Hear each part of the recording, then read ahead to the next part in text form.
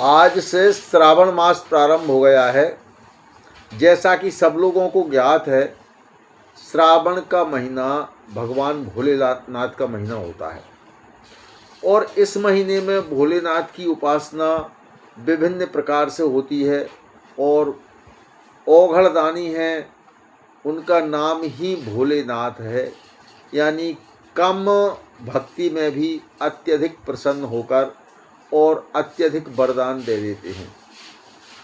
इसमें वैसे तो बहुत से लोग अति कठिन उपासनाएं करते हैं, जैसे कि पैदल जाकर लंबी दूरी से गंगा जल लाना, कांवड़ चढ़ाना, उपवास करना, बिना भगवान की पूजा सेवा किए भोजन नहीं करना, फलाहार करना, एक समय खाना खाना। ऐसा बहुत से लोग इस महीने में अपना व्रत रखते हैं।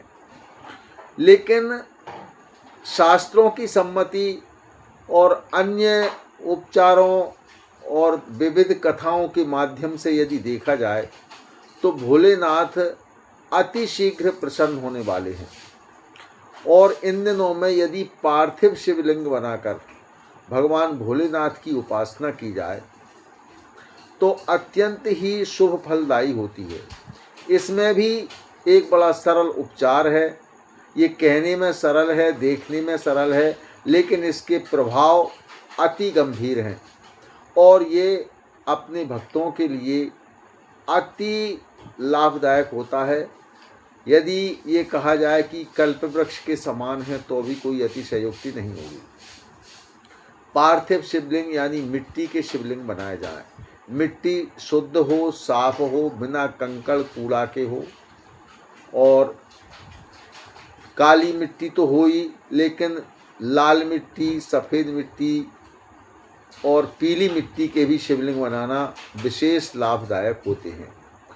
अब शिवलिंग जो बनाए जाएं वो अखंड होना चाहिए। अखंड का अर्थ ये है कि बहुत से लोग जलहरी अलग बना देते हैं, शिवलिंग अलग बना देते हैं और जलहरी में शिवलिंग स्थापित करके उनको एक कर देते हैं। ऐसा नहीं होना चाहिए। ये अखंड का मतलब उसी मिट्टी में जलहरी बन जाना चाहिए और उसी मिट्टी में शिवलिंग स्थापित हो जाना चाहिए, यानी उनके बन जाना चाहिए। और यदि आपको नाग इत्यादि बनाना है तो वो भी अगर उसी मिट्टी में बन जाए तो उनकी प्रतिमा निकल आए तो बहुत अच्छी बात होती है। इसके साथ साथ यदि षडाक्षर मंत्र का जाप किया जाए, इसका एक संकल्प ले लिया जाए 1 महीने के लिए कि हमको 1 महीने में 6 लाख, 1 लाख, 1.25 लाख, 2 लाख, 5 लाख इत्यादि जाप करना है, क्योंकि ये 6 अक्षर का मंत्र है। षडाक्षरी मंत्र ओम नमः शिवाय ये मंत्र है। इस मंत्र को यदि आप इस 1 महीने में 1 लाख, 1.25 लाख, 2 लाख, 3 लाख जितना ज़्यादा से ज़्यादा हो कर सकते हैं, ये विशेष लाभदायक होगा। अब ये शिवलिंग का प्रमाण है कि शिवलिंग अंगुष्ठ प्रमाण के होना चाहिए और उसी में जलहरी भी होना चाहिए। आप अधिक से अधिक जितने भी शिवलिंग बना सकते हैं बनाएं और जितने भी शिवलिंग बने उतने ही फूल चढ़ाना चाहिए, उतनी भी बेलपत्री होना चाहिए और इनकी विधिवत पूजन हो जाए तो ये भगवान भोलेनाथ हैं। ऐसे साधक के लिए कोई भी वस्तु ऐसी नहीं है संसार में जो कि अनुपलब्ध हो या असंभव हो। इन जातकों के लिए कठिन से कठिन कार्य भी संभव हो जाते हैं और 1 महीने के अंत तक भोलेनाथ इनकी इच्छा को निश्चित पूरी कर देते हैं।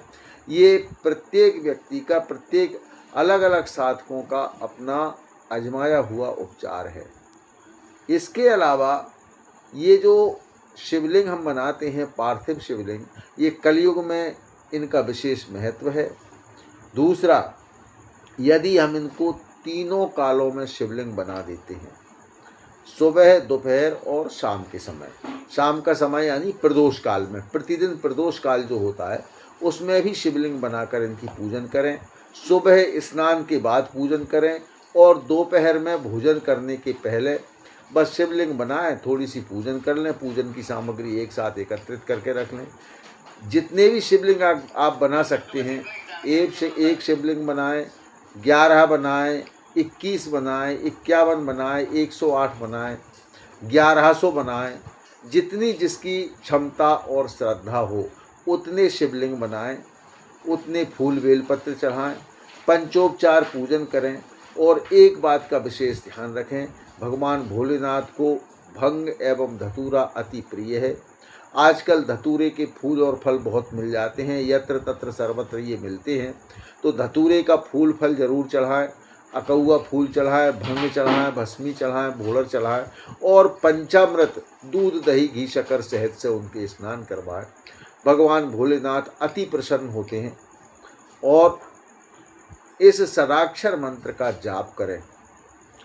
इसके साथ साथ हमारे श्रोतागण भक्तगण एक बहुत बड़ी गलती कर देते हैं।